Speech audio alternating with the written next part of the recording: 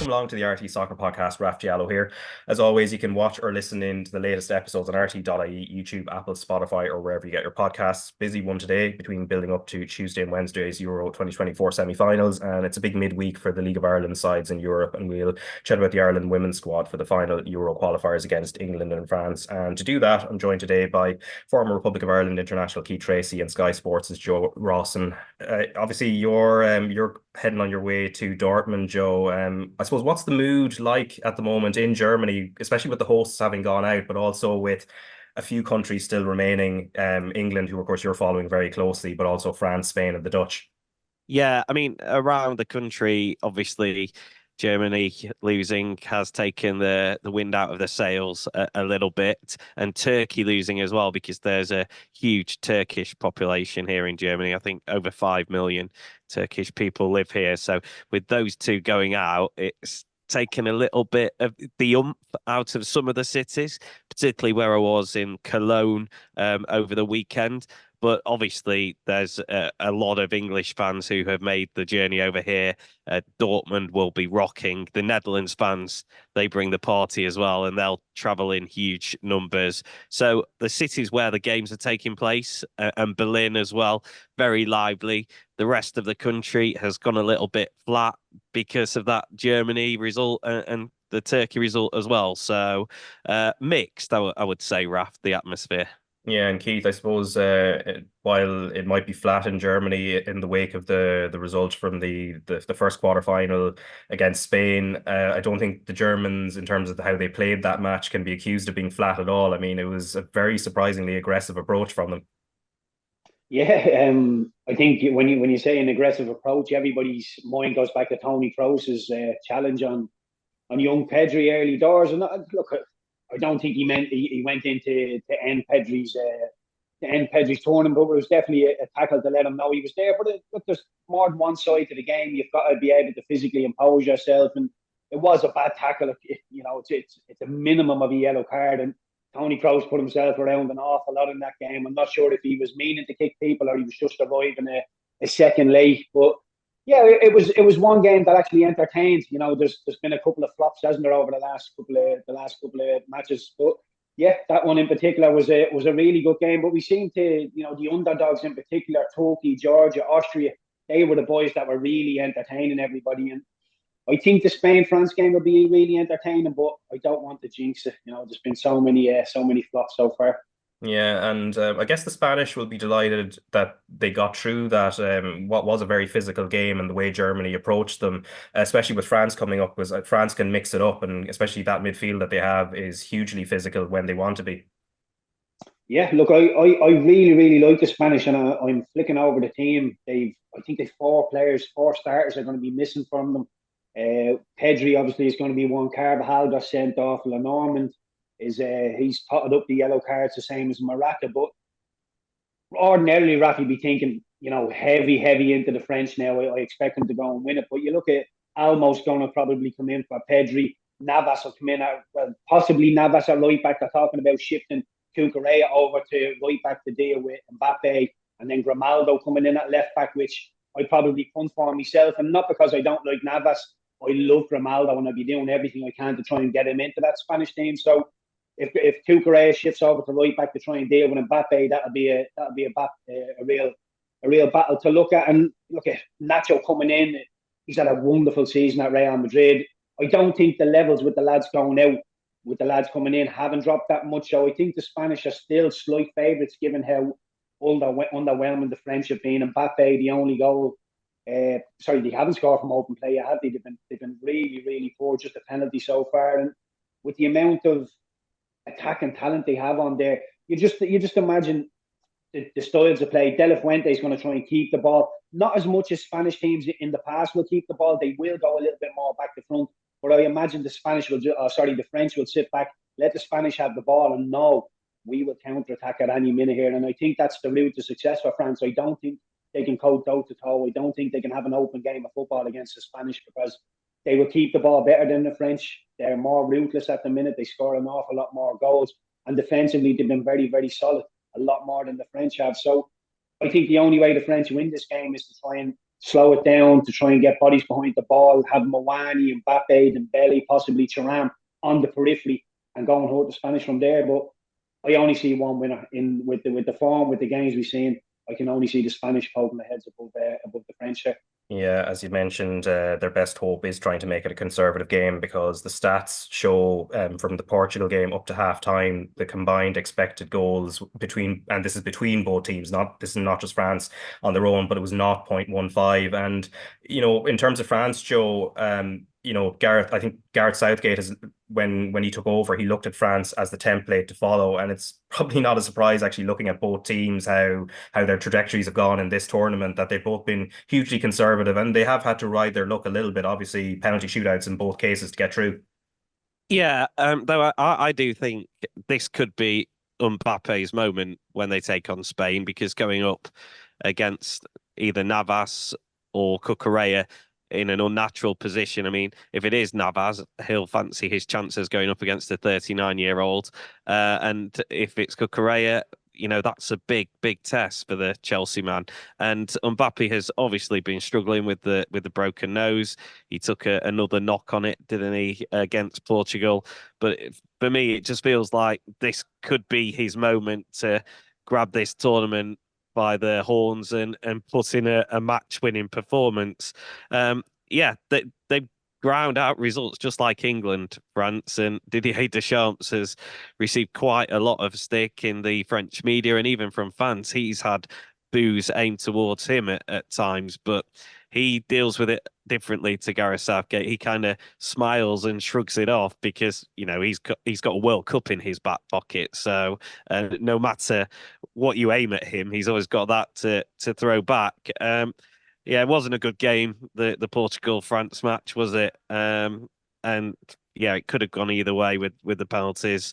France were just a little bit better from the spot, and Costa, who we know is such a good goalkeeper when it comes to penalty shootouts, wasn't able to impact it. It's an intriguing semi-finals. Spain have been the best team to watch throughout the tournament so far, but France just know how to win these big games. It's proven in recent major tournaments that they get through. So 50-50 for me, which way it goes. And I hope it's a good semi-final, like Keith said, but I've got a feeling it could be a bit boring again. And my prediction was that England get through and we possibly see the most boring Euros final ever, and France probably win on penalties, because that's just the way this tournament has gone, unfortunately. Yeah, I think that'll be a final of the tortoise against the snail in a certain way. They're just it would be far from entertaining if it ends up being that. But obviously that game is going to be both semi-finals and the final are going to be live on RT2 and the RT Player, of course. But Keith, in terms of France's attack and trying to make it click, obviously they have the talent there, but do you feel like Griezmann is actually the one that's almost, because given how key he was in the last World Cup in terms of being the link man, that's actually reflective of France's problems? And also maybe the fact that Giroud is only really able to play a role as an impact sub at most, and how much of an impact he's had during his international career, it's heightened in this tournament as well. Yeah, well, look, it definitely hasn't clicked in the front line for France. They've been really off colour, and look, we can possibly forgive Mbappe. It must be so uncomfortable running around with a broken nose and a mask. And I know Deschamps has alluded to it that it might only be a millisecond that you can't see out of the periphery, but it makes a difference. It really does at the top end. So I'm not totally forgiving it, because I do think he's been really, really poor, but we can understand it to a certain degree. I take your point about Griezmann. I think he's been a little bit off, but when I talk about Griezmann and France, he's a wonderful player. We all know what he can do on the ball, but the way he sets the press off, the way he shape the press, he's always the one that will go in force, carry somebody, and then player 2, player 3 will pick up the ball, and France are going straight down the throat. He's probably not pressing as well, but Mawani as well. I love Mawani. I think he's made for counter-attacking. He's big, he's awkward, he's really, really quick, he's strong, but in terms of finishing ability, don't seem to have it. And like you, Raf, I'm scratching my head thinking, why isn't Olivier Giroud getting a little bit of a nod here? Because I know people will be thinking he's not the best finisher in the world. He's France's all-time, leading goal scorer. He deserves that little bit of respect. I know he's a little bit older in the tooth now, but he's such such a good player. But what he will do playing as a centre forward, he'll occupy the centre halves. The centre halves will want to be with him, which will leave you 1v1 in the wide areas. It's Dembele and Mbappe. Giroud being on that pitch will help Mbappe know when to find in space. And if they're going to play a low block, you just keep chumping balls into the box, and eventually Giroud, he might not score direct, but there'll be a second ball. Griezmann will be in and around it. So for me, I would be looking at Giroud. I know Deschamps is probably happy at the minute, saying, we're getting through games. We haven't really extended ourselves. We're tucking up well. We're defensively not too bad, but attacking wise, it needs to get an awful lot better from the French. Yeah, I wouldn't be surprised if they get to the 75th minute 1-0 down and we go, here comes Giroud. And then all of a sudden Mbappe comes into the game, maybe Mbele, Mawani, whoever it is, but they need to get an awful lot better very, very quickly, the French. Yeah, it's crazy. They've not scored in open play. I mean, they could, go through and win this having not scored a goal in open play, which is crazy to think. I did think Dembele made an impact when he came on against Portugal, whether he's played himself into the team.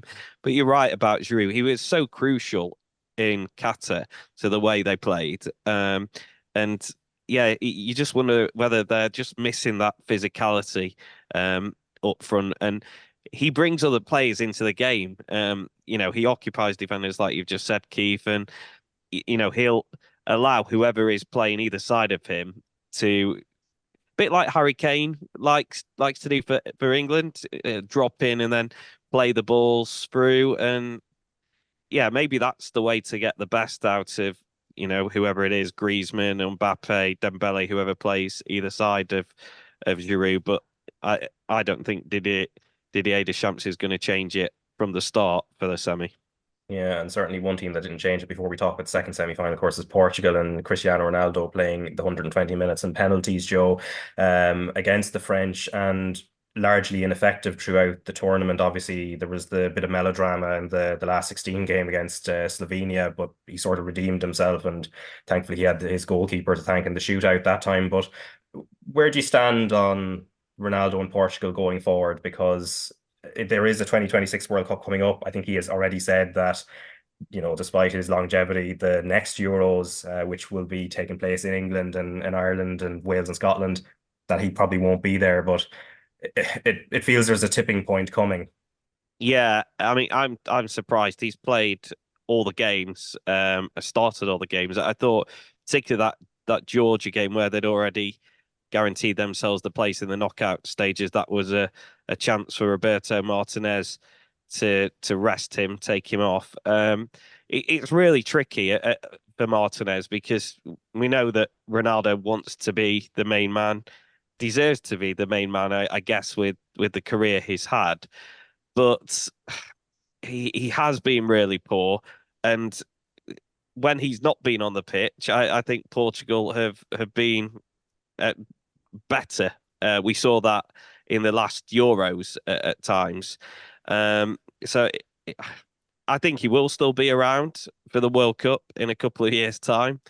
But he's playing his football in Saudi. It's not the most competitive of leagues.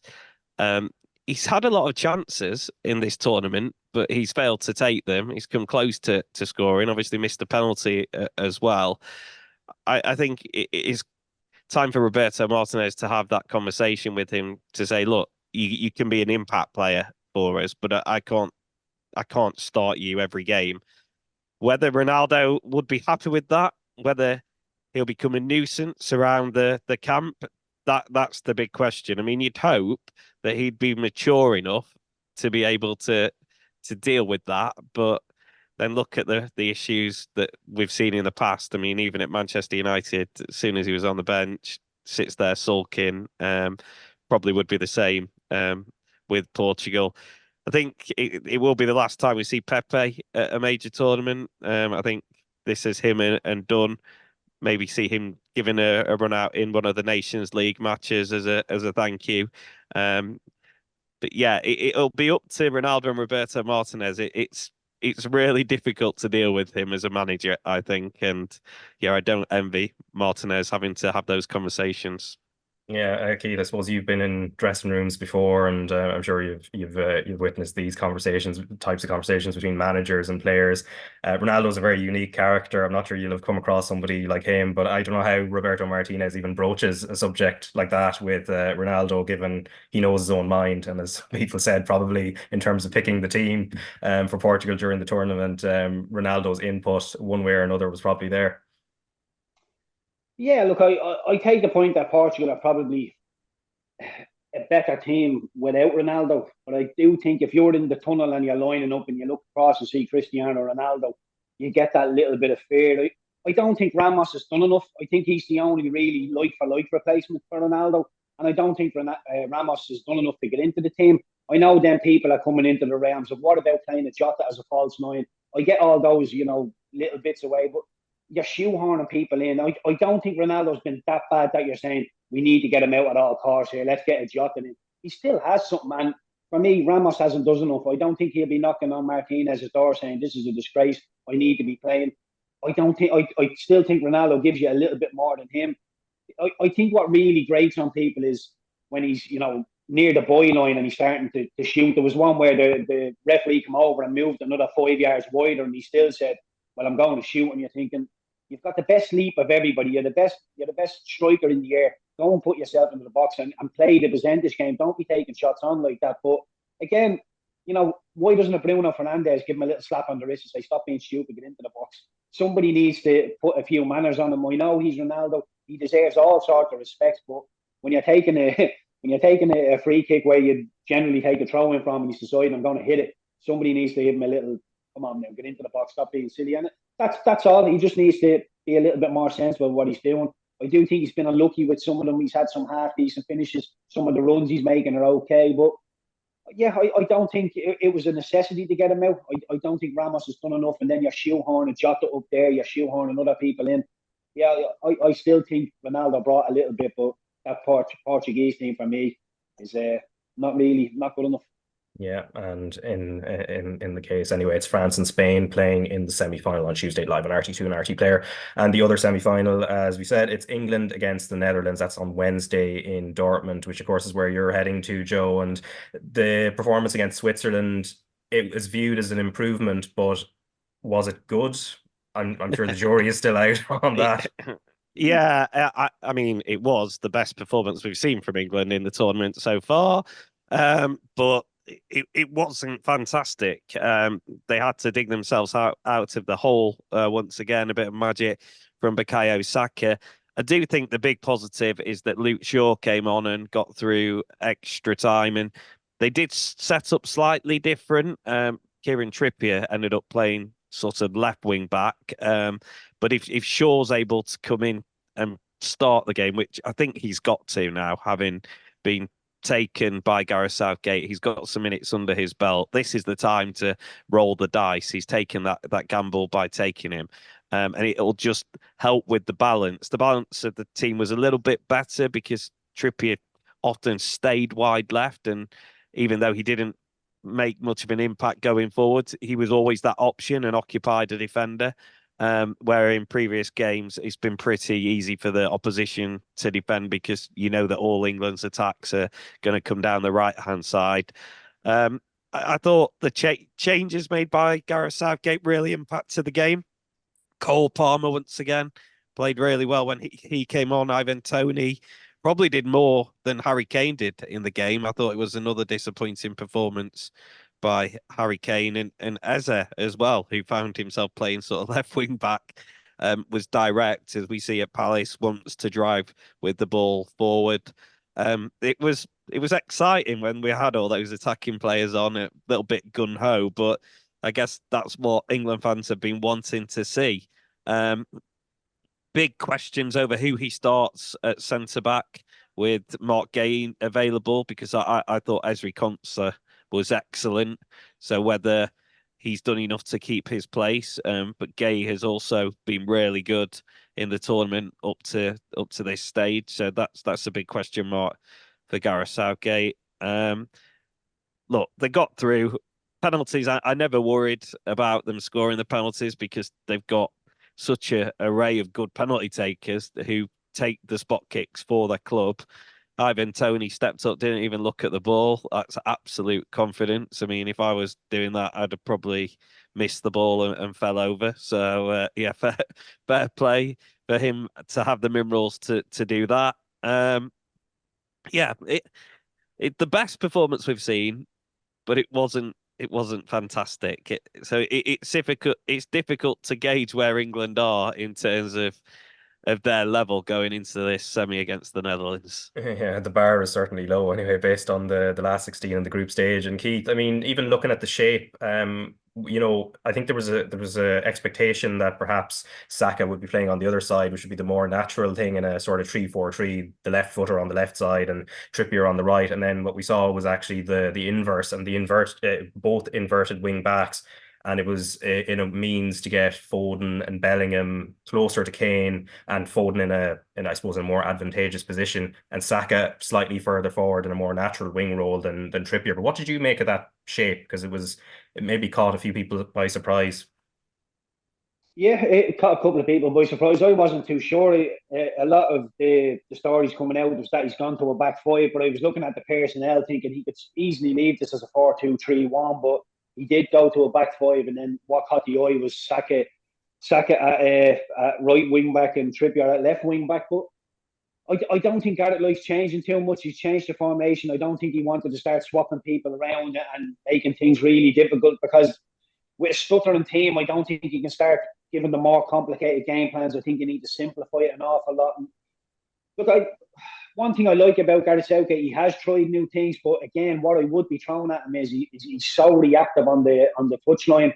I mean, I was in RTÉ on the weekend watching the game, and it wasn't until Mbolo had the first shot in the 50 odd minute, and you're thinking, my God, like this is really, really poor stuff. It's so, just a midfield battle, not an awful lot of excitement.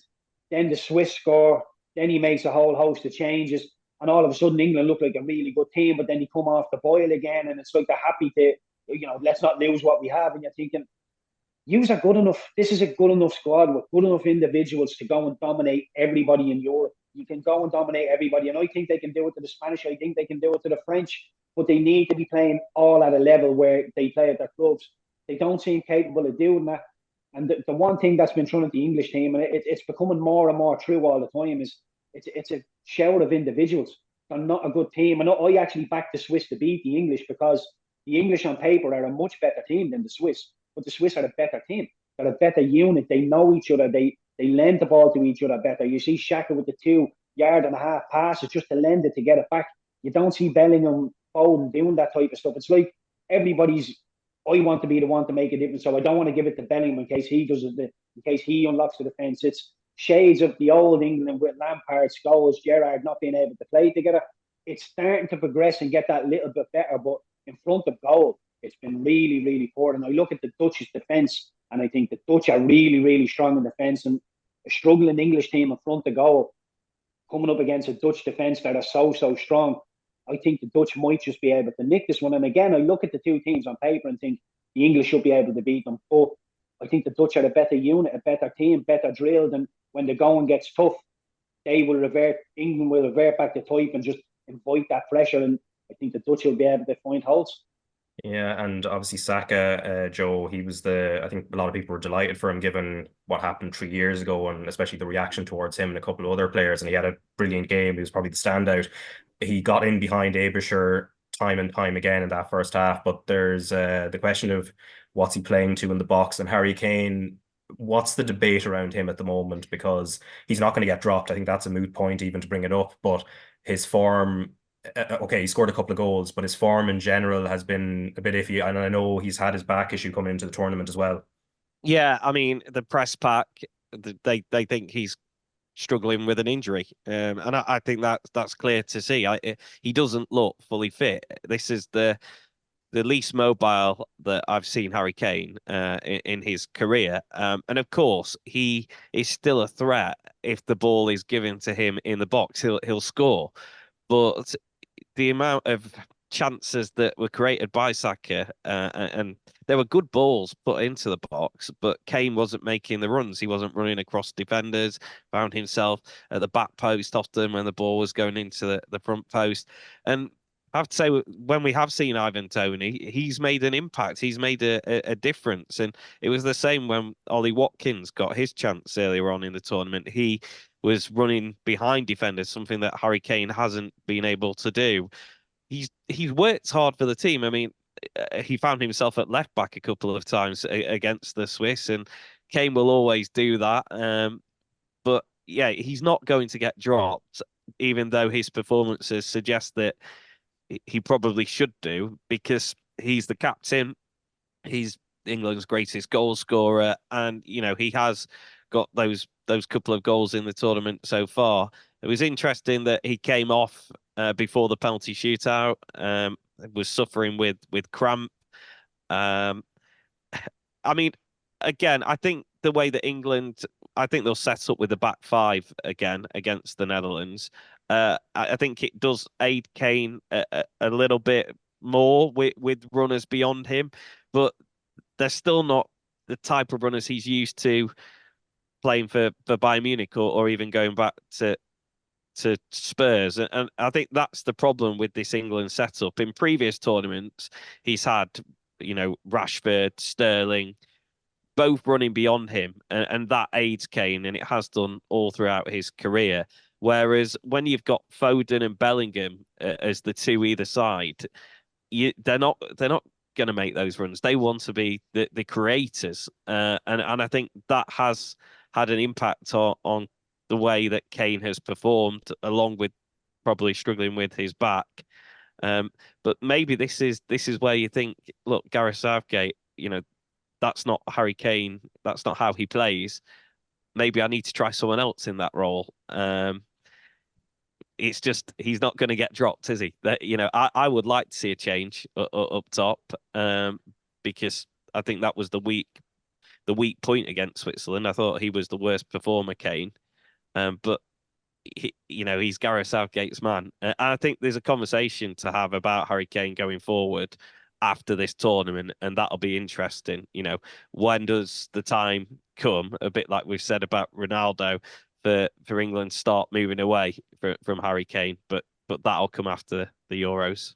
Yeah, and then from a Dutch point of view, Keith, of course, they have their issues up front. Memphis Depay, he's not too far from being the Netherlands' top international goal scorer. He's only 4 goals behind the great Robin van Persie. But the Dutch and Koeman have had to make changes in games, as we saw against Turkey as well. And Memphis has generally been kept on, but he's often shifted into a 10. And it's Wout Weghorst, who's a bit of a cult hero, who seems to he gives them another option. But I wonder, does he start against England, or do you think Coleman keeps him in reserve as a sort of trump card in case he needs to change things? Yeah, I think he'll keep him in reserve. I think the Dutch will start with the strongest team, and I think Memphis Depay largely falls into being their best striker.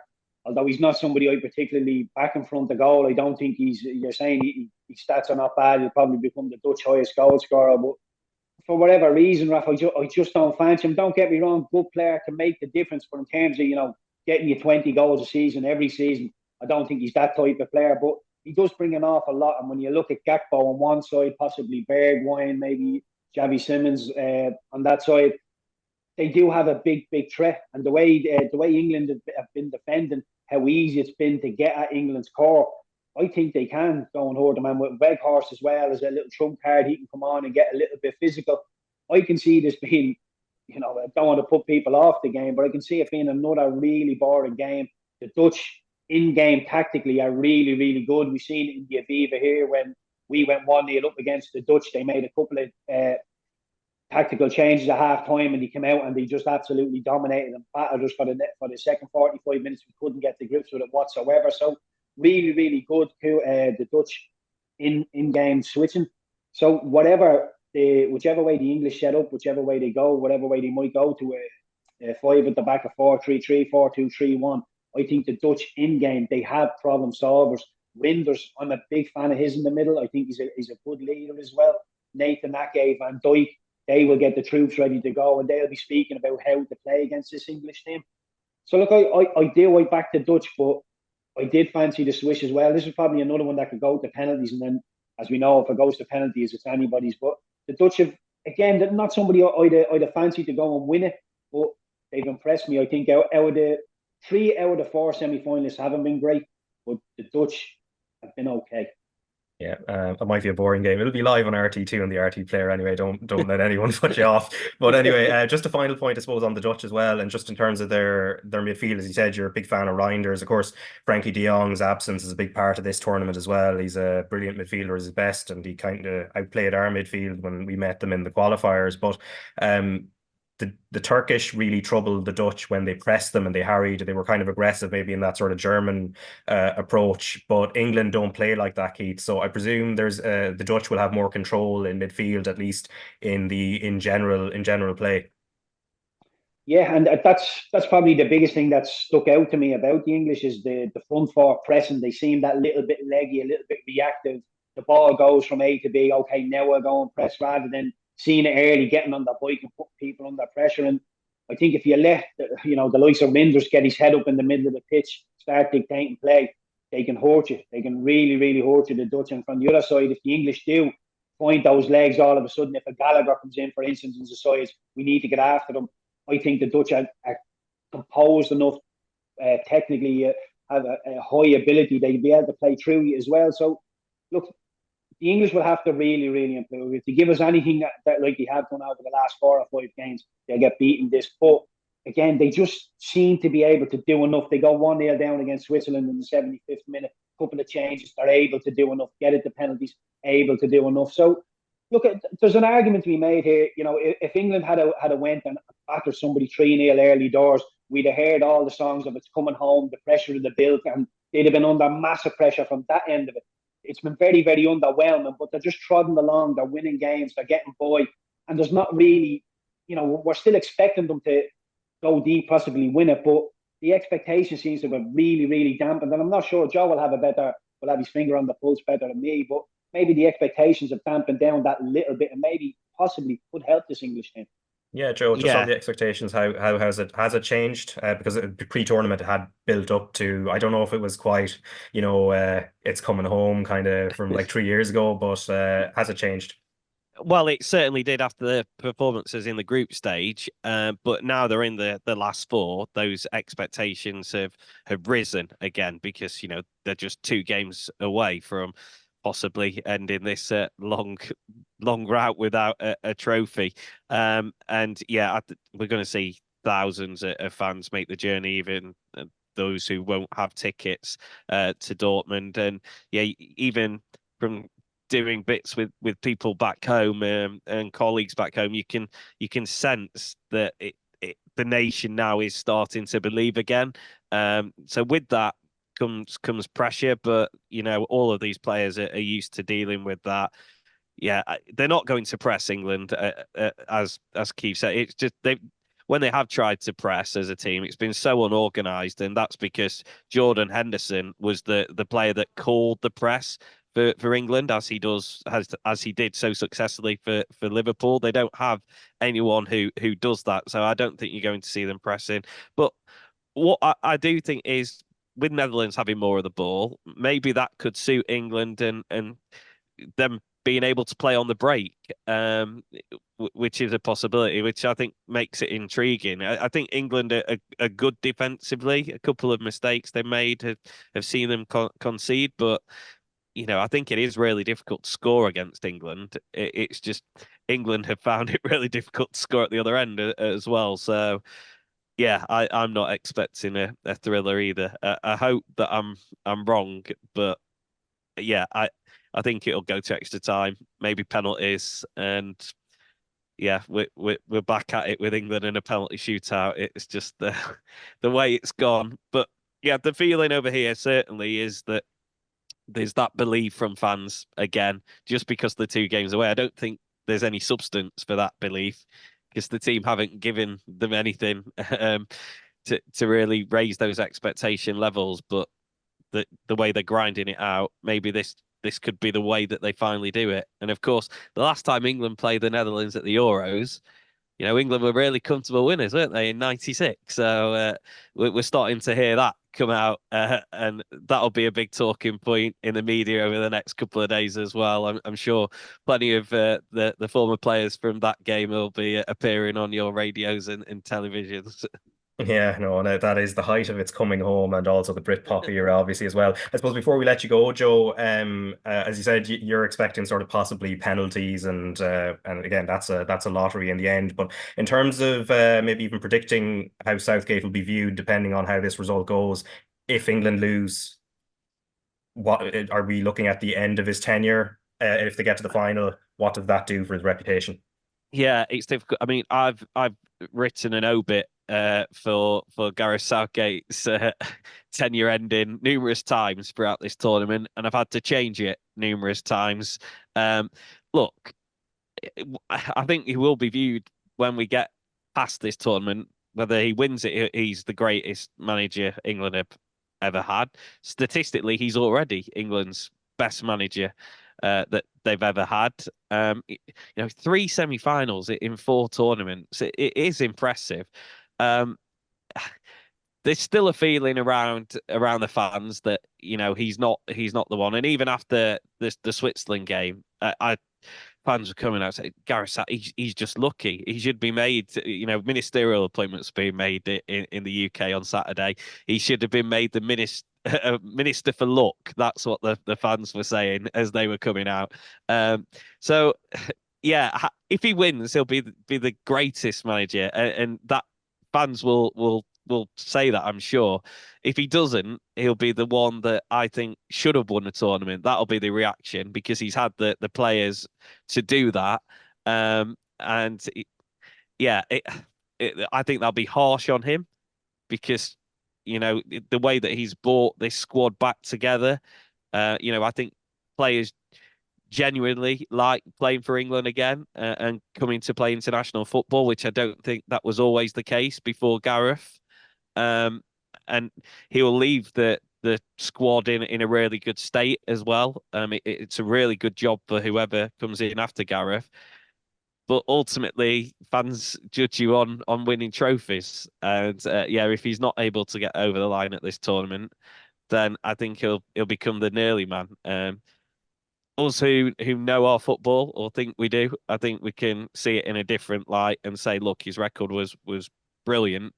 But I don't think that's how all fans see things, is it? It's you're judged on trophies, which will be sad if England don't manage to get over the line at this tournament. Yeah, we'll see who the two finalists are now by Wednesday night. We'll be able to get a bit of an answer on that last question in regards to Southgate and also from the French and Spanish. But Joe, obviously you're going to have to leave sunny Weimar to head all the way over to what apparently is going to be rainy Dortmund. But we'll see what the weather forecast has to say. Yeah, it is. It's apparently I need to get the umbrella out, the coat out. It's going to be miserable. But the atmosphere in Dortmund is going to be incredible. I mean, the Netherlands supporters have really brought some colour to this tournament. You'll have seen the videos on social media. I'm sure on RTÉ you've played some of the shots of them taking over towns, and they're really coordinated the way that they sing and chant, unlike the England fans where you get one side of the town singing one song, another side singing another. Bit of a mess. That's not the same for the Dutch. I'm really looking forward to getting to Dortmund, and hopefully we get a good game in the end. Fingers crossed, despite what me and Keith have been saying. Yeah. Anyway, Joe, enjoy the trip. Obviously, the games are going to be on RT2 and RT Player. That's the two semi-finals, and also the final as well. We're going to take a quick break. Later on in the podcast, we will be discussing the latest from the League of Ireland with Keith Treacy, including the League of Ireland clubs in Europe. But first off, last night, RTÉ Investigates Girls in Green was broadcast on RT1, and it's also available on the RT Player.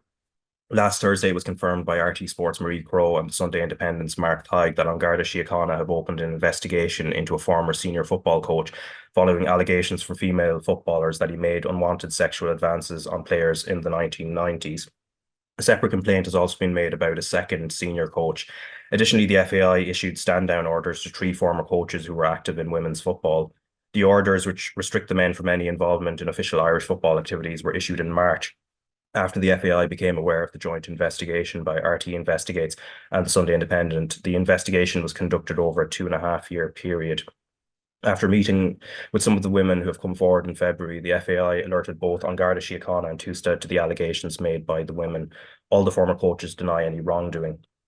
That RTÉ Investigates programme was broadcast on RT1 on Sunday night and is available on the RTÉ player. On Sunday, a statement on behalf of Sportswomen Against Abuse was also released via the PFAI, and it reads, "It's hard to express in words the feelings that have defined our lives over the last 25 years or so. For this whole time, we buried our emotions and thought we were the only ones. We blamed ourselves and hid our shame from our family and friends. It's only in the last 2 years that our eyes have been opened to what is systematic and calculated abuse inflicted on all of us and in different ways. But we have emerged stronger together, united and determined to ensure this never happens to anyone else again. Our pain will be the next generation's gain. Women's football has emerged from the shadows and we want to see it go from strength to strength. What we experienced should provide lessons for the future, and we hope the FAI and all other sporting bodies in this country will take the appropriate steps to ensure it never occurs again on their watch. We have now left these matters in the hands of the Gardaí and would appreciate if our privacy in the legal process was respected. We would like to express our thanks to Mark Tighe, Marie Crowe, the PFA Ireland, the Garda Technical Bureau, and all who attended our meetings to provide advice and support." And the FAI today, Monday morning, also issued a statement which reads, "The Football Association of Ireland today held a media briefing where interim CEO David Carrell and People and Culture Director Aoife Rafferty outlined the response to the Sunday Independent RTÉ joint investigation.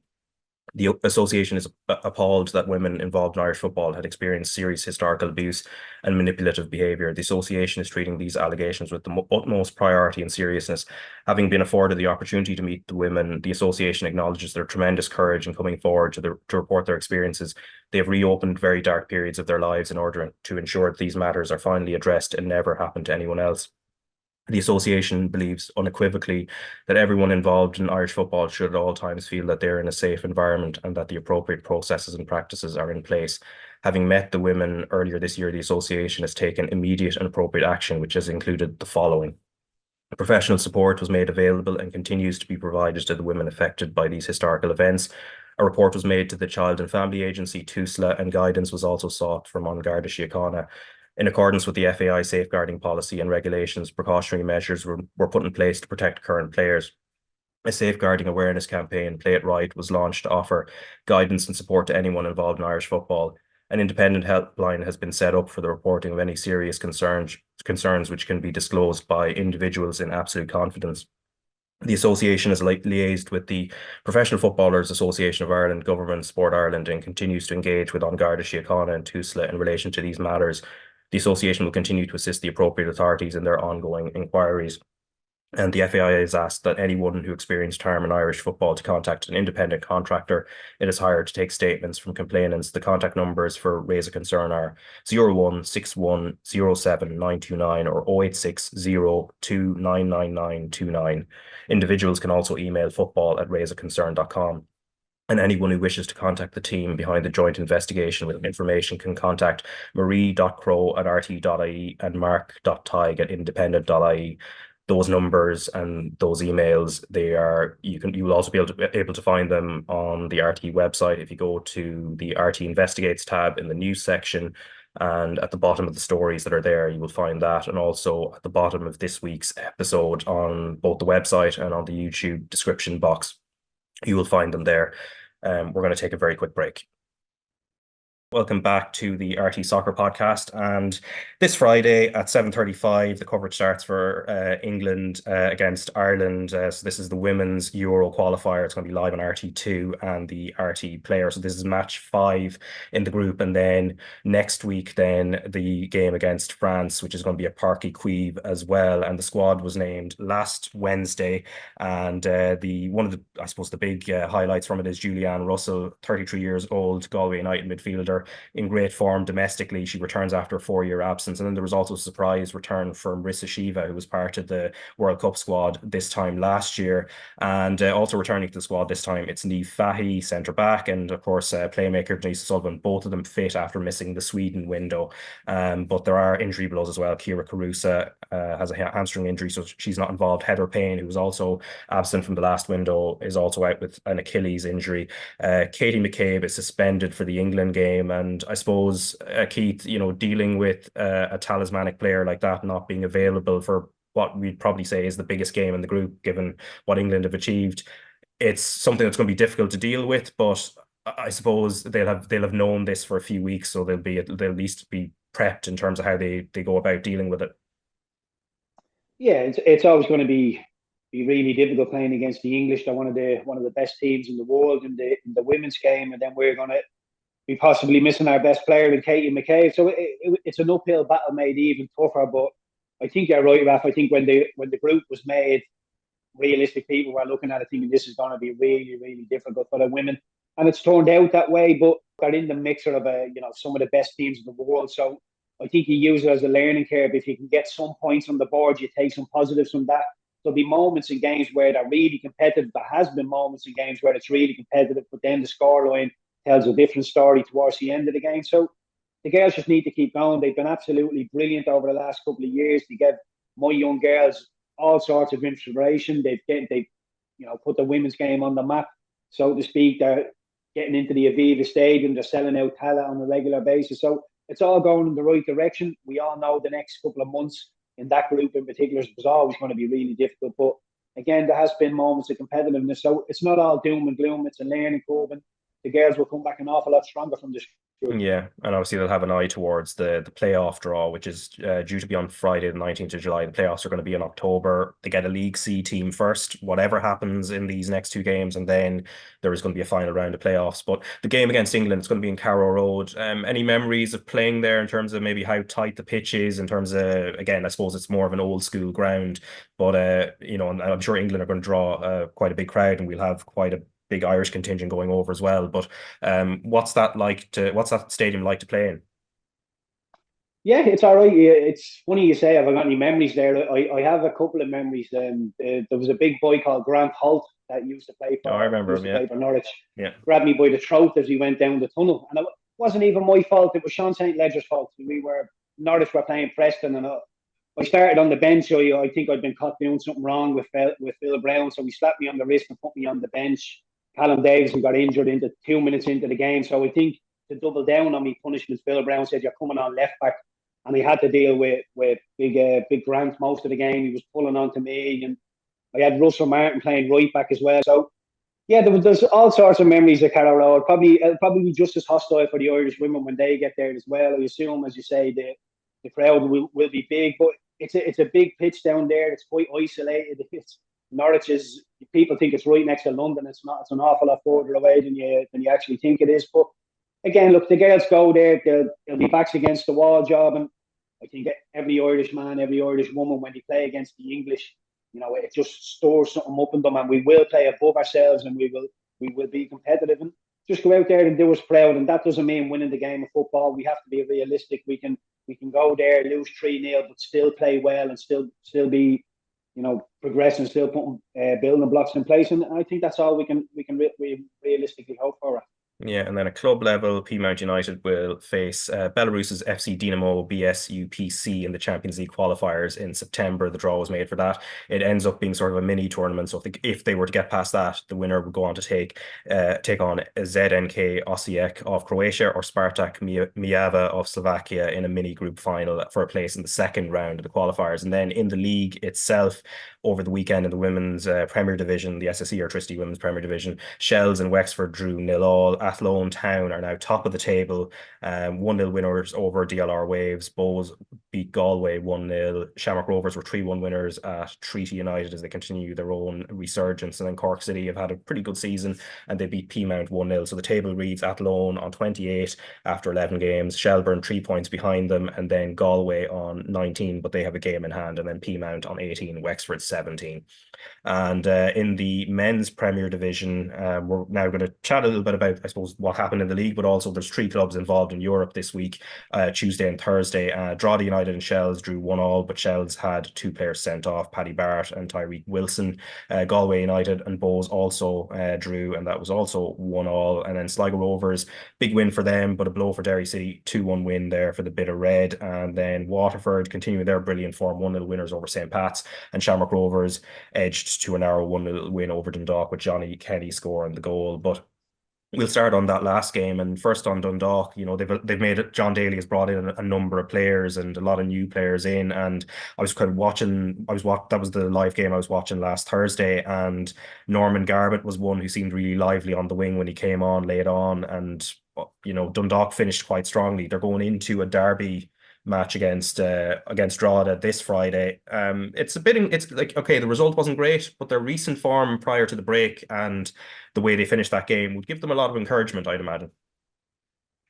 Yeah, I think Dundalk should have a little bit of encouragement, as you say, Raf. I don't think the table is not pretty reading for them at the minute, but I think largely they can throw the first bit of the league out. They can only really address since John Daly's been in the door, and since John Daly's come in the door, the performances have got an awful lot better. My mind goes back to when he came to Inchicore and beat St. Pat's. I thought they were really, really good, attacked really well, counter-attacking brilliantly, put loads of balls into the box and defended like their lives depended on it. I thought they were excellent. And again, there was moments in the Shamrock Rovers games where you could see John Daly starting to get his messages across, his DNA starting to come into the starting 11. But Shamrock Rovers just managing to do enough. And I do think John Daly say, look, there's no real free ones. I don't think everybody's capable of beating everybody in this league, but I don't think Dundalk and John Daly be thinking, I really, really feel like we should have beat Shamrock Rovers. They'll be turning to the loud derby, as you say, right? They'll be thinking if we can beat Drogheda, start getting a little bit of momentum. There's every chance they can get themselves out of it. And everybody's looking over their shoulders. It's a really, really difficult league to call. And you look at the league 1 week to the next, Dundalk are getting beaten, then they're putting a game together. Shamrock Rovers don't look to have any consistency whatsoever. It's such a difficult league to call. I generally watch St. Pat's week in, week out. Even they can be inconsistent at times. Some of the lower teams are giving you brilliant performances and poor performance. It's a little bit all over the place. And the most consistent at the minute is Shelbourne, and that's obviously what the table is telling us. Yeah, and from Shamrock Rovers' point of view, obviously Johnny Kenny got the goal, but Dylan Watts and his connection during that game, it seemed to be, Dylan Watts was constantly looking for him, especially in that first half, and it paid off in the end. But for Shamrock Rovers now, obviously, Keith, they're going into a European game, a Champions League first round qualifier against Reykjavik of Iceland, and we know what happened last year against Vikinger's rivals Breidablik. But just looking at the challenge that Shamrock Rovers have, so Vikinger are top of the Icelandic table at the moment, ahead of Breidablik, and their form has been pretty good. They started the season 8 wins and a draw, and 1 defeat, and the draw being against Breidablik as well from their first 10 league games. They've had a very slight dip by their recent standards, 2 draws and 2 wins from the last 4. Seem to play a 4-2-3-1. Their head-to-heads with Breidablik have been sort of that 1-1 draw I mentioned, but then they also beat them 4-1 earlier in the season as well, and they seem to shift formation. Their manager is a former Iceland international as well, Arnar Gunnlaugsson, played for Feyenoord, Leicester, Stoke as well.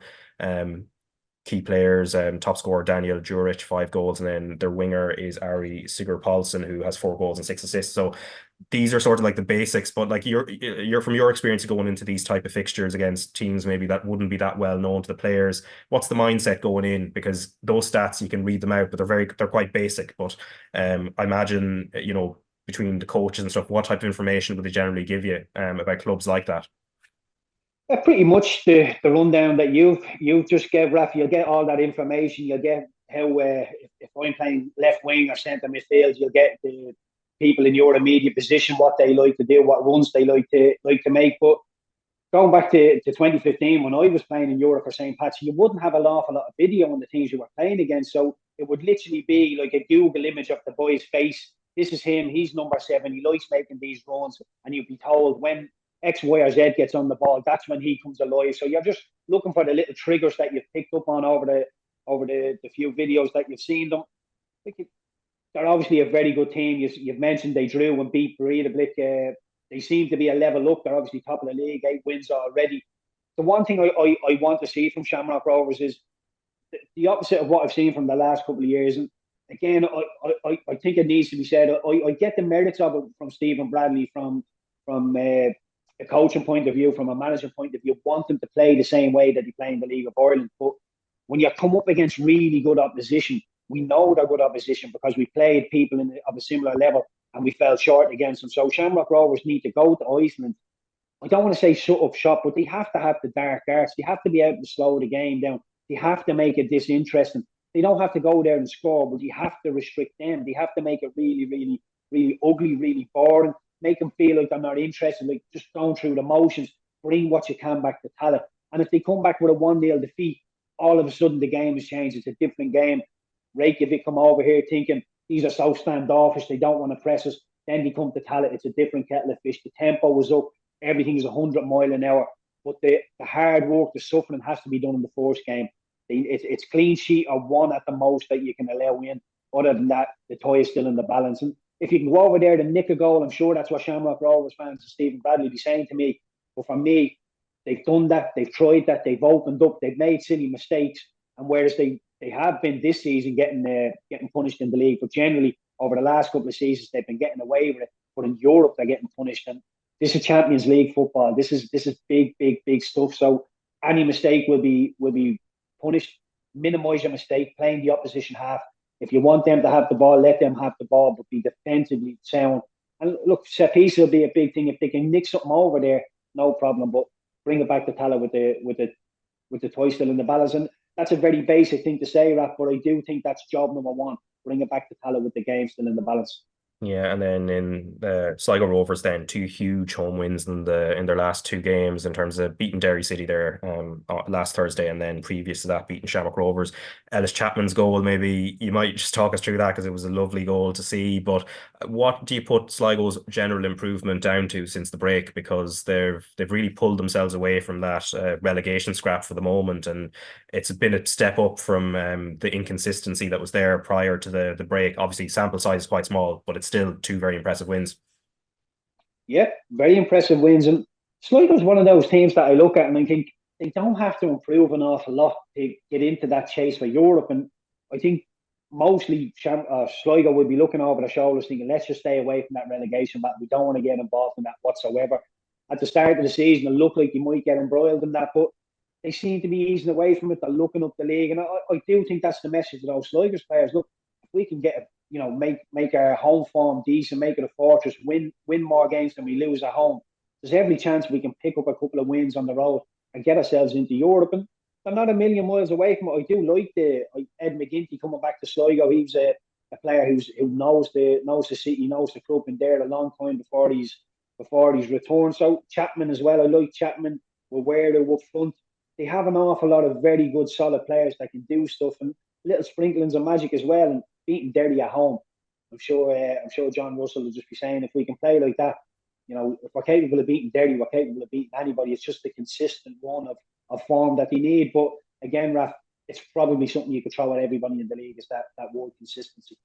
Yeah, because certainly Derry City, that's been the issue, and they can't in terms of the league, they won't be able to go and remedy that quickly because they have to concentrate on Europe now, and they're going to Bruno's Magpies on Thursday, 5 o'clock kickoff there. So Bruno's Magpies from Gibraltar, and this is the Europa Conference League first qualifying round, first leg. Now Bruno's Magpies played Dundalk last year and it was a 0-0 draw over in Gibraltar, 3-1 win for Dundalk at Oriel Park last year. Now their pitch is the Victoria Stadium. It's an artificial surface. I think you might remember this game, Keith. It was back in 2019 when Ireland went there. Jeff Hendrick scored the only goal, but my memory of it was a horrific game to watch in general. Other than that, we were lucky enough to get away with it, but I think it was just more the Irish players weren't as used to that surface. But Derry shouldn't have as many issues given the well-documented things we've spoken about in terms of their own pitch up at the Brandywell. Yeah, you'd imagine it would be absolutely fine. And when you're looking, you go back to when Dundalk were able to turn over Bruno's Magpies, you'd imagine this Derry team on paper are an awful lot better. Of course, Bruno Magpies would have improved in the meantime as well. But on the face of it, you think Derry, have a very, very good chance of going through. The Astro pitch is something you would highlight generally, but Derry playing on their own Astro pitch week in, week out I don't think it's a big deal. And I'm sure Rory Higgins is thinking, yeah, there's every chance we can get through this. And again, it's brilliant because I know from being in it when the European tournaments roll around, all of a sudden everybody gets that little bit more professional. You start eating the right things again. The media turn up during the week. It just feels like something big has happened. We're building here, and the hairs on the back of the neck start standing up. You feel there's a big game coming, and yeah, I expect Derry to go and win that one. Not comfortably. I do think there'll be hiccups along the way, but Derry to get through the tie overall. Yeah, and Shell's also playing the same night as well, Thursday night in the Conference League qualifying first round, and they're also playing a team from Gibraltar, which is St. Joseph's, and who have plenty of European qualifying experience themselves, dating back 2017. They got to the second qualifying round last season, beating Larne of Northern Ireland 1-0 over two legs before losing 11-0 on aggregate to Slavia Prague. But Shell's probably going to be hugely frustrated from what happened last Thursday against a very courageous Drogheda team in terms of fighting back, but also the two sendings off played a huge part in that game as well in terms of helping Drogheda back into it. Yeah, I do think there'll be a little sour taste in the mouth for the Shelbourne staff, the players, the fans, because you felt like they had enough to get it over the line, and then all of a sudden there's a bit of chaos, there red cards, and Drogheda managed to get themselves back into the game. And I give Drogheda credit for that, because Shelbourne are not an easy team to play against, whether they're 10 men, 9 men, 11 men, it doesn't really matter. The walk rates, they have that back against the wall mentality and never say die attitude. So big credit for Drogheda to wrestle back a point in that game. And I picked this one out. I think Shelbourne had the best chance of going through of everybody. I said I feel Derry will go through, but I think Shelbourne, out of everybody, are the favourites. St. Joseph's, as you say, are not a bad team. They've been in and around Europe before, but I think Shelbourne's style of play, I really do think so much of modern football. Everybody's trying to play this Man City way, this open, expansive style, and Shelbourne will do that. If they can do it, they'll do it. But Shelbourne want to win the game of football, and they don't care how they do it. If it's down and dirty, balls into the box, physical, all 100% mile an hour. If St. Joseph's want to come and play a low block, I'm sure Shelbourne will try and pick holes and play around them. So I think Shelbourne's hustle and bustle will easily get them over the line in this game. And yeah, I'm just delighted for the Shelbourne fans, for Damien Duff. When you think of where they were 3 years ago to where they are now, what a roller coaster it's been. And this could just be the start of the roller coaster. I don't think it's anywhere near ending. So it's fantastic stuff, and Shelbourne starting another European adventure. Excellent. Yeah, and as you said, you watch Pats regularly and co-commentate on them as well. Now they lost 1-0 to Waterford, and of course Waterford have been brilliant this season. I was just looking at the goal, with the way it went. A ball goes in and there's a fox in the box finish, and I just thought it was Pádraig Hammond until I looked again, and then I noticed it was Ben McCormick. And then it's just interesting where Pádraig Hammond is in the box at the time, and he's the one occupying one of the centre backs, and I guess it's a tough one for Joe Redmond as well, because he has to kind of mark space, but Pádraig Hammond occupying a centre back partner opens that space for McCormick then. Yeah, you're spot on, Raf. I think Pádraig Hammond knows exactly what he's doing. He goes and drifts off to the back stick, thinking one of the centre halves will come with me. I've taken him out of the game, and the Ben McCormick run is brilliant. It's well timed, and Joe Redmond, as you say, he's standing there, he's looking at Ben McCormick, he's thinking he's 3-4 yards off me, he's moving into that space. What can I do? He doesn't want to come outside the width of the width of the post, because he knows he's going into no man's land, so he has to hold that area. Ben McCormick's run is perfect. It's a brilliant time run into the box, a brilliant time ball into the box. He meets it well, and I do think Joey and Ang should do a little bit better. It's his first game back at St. Pat's, so maybe we can forgive him for that. We can get him back into the swing of things soon enough. But other than that, Raf, it was a really poor game. I could go over the back four for Pats being a little bit better. The shape on it with a natural left back with present. Soberg, we seem to have a little bit more control, but it was a fairly poor game. Pats had the better opportunities. Chris Forrester rattled the crossbar with his left foot in around the 20th minute. But other than that, I don't remember Sam Sturgeon having too much to do. There was 1 or 2 headers 6-7 yards out. Pats could have done better from, but they didn't. They didn't make the most of their opportunities, and looked fairly blunt up front at times as well. But they do seem to be going in the right direction. Away from home, I had the stat on me at the time. I think it's 1 win and 12 away from home from now for Pats. That's just not good enough. If you want to be up near Europe, that's where Pats should be, you've got to be winning games away from home. And Waterford have been excellent, Raf. They deserve a whole load of credit, a whole load of respect. But they are a newly promoted team, and they beat Pats twice already down there. So for Pats, they need to be beating teams like the Waterford to be able to climb up the table. And at the minute, it just hasn't been good enough. But it does seem to be getting better, more control in games, a little bit better possession, but just need to be a little bit more ruthless. Yeah, and then Bows and Galway was the other game. So Bows start well, Dale Rooney's penalty, and it seems to be a tale of two halves almost, because then Galway's qualities in terms of their directness and physicality that came true. I suppose all it does show is Galway's resilience, and Bows still have a little bit of work to do. Yeah, always have a little bit of work to do, to say the least, Raf. And again, like when we talk about this modern style of football, everybody open, expansive, make the pitch as big as you can. Galway don't really feed into that either. And when you look at the success that they've had in their fourth season, I think it's a no-brainer. And we bring it back around to the Euros. I know we've gone off that topic, but with Gareth Southgate, England just trudged them along, not playing too well. The French seem to accept it with Deschamps because he has a World Cup in his back pocket and think, well, he's a winner, he will win. Whereas with Gareth Southgate, he hasn't won anything yet, but he's just trundling along. With Galway, it's been absolutely brilliant under John Caulfield. It has. And I do think there's a beauty to what he does as well.